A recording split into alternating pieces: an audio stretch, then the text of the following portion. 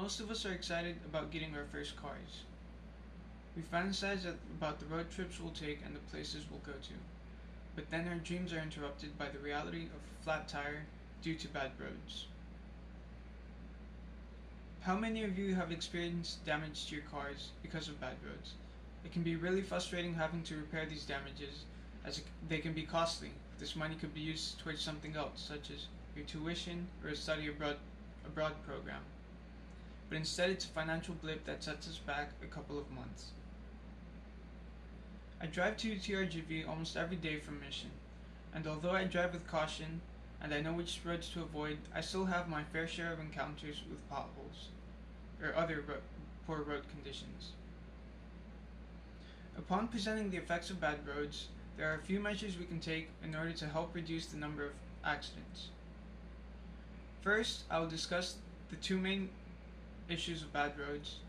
Then, I'll proceed with what causes these problems. And lastly, I'll tell you guys how you can help report and avoid these road issues. The main problems with bad roads is that they can be dangerous and even fatal. Furthermore, bad roads can cause a great deal of damage to our cars. The most important problem is that they result in numerous car crashes. According to the National Highway Traffic Safety Administration, they investigated 2.2 million car crashes across the US. Of those crashes, 52,000 were related to poor road conditions. Not only are bad roads a danger to us, but they're also a potential danger to our cars. These potential dangers include tire damage, undercarriage damage, or suspension damage.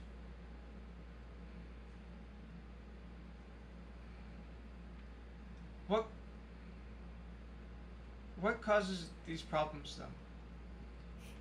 I'm going to discuss what I believe to be the two most relevant causes. The first being the notorious potholes. Potholes are formed due to the combination of traffic and water. As stress is put onto the pavement from traffic, cracks begin to form in the pavement. If water fills up these cracks, they eventually seep further underneath the pavement.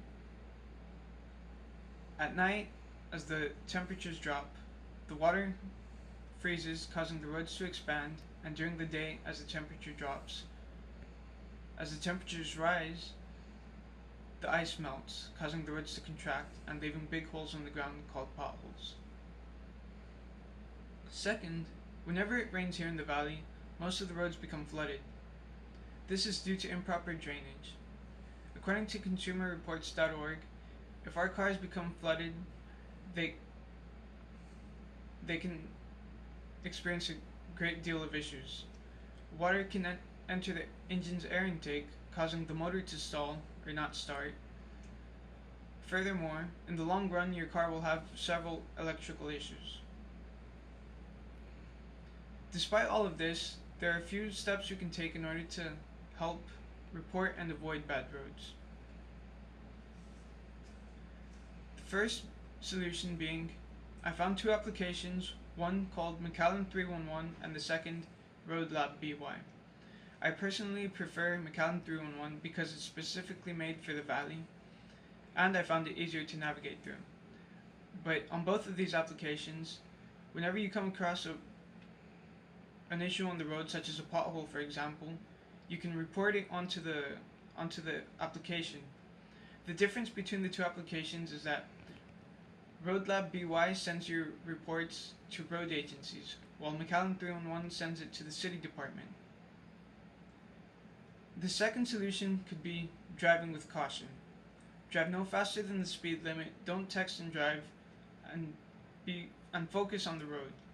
This could give you more time to notice a pothole and have time to react to it. With all things considered, we're all aware of the possible hazards of bad roads.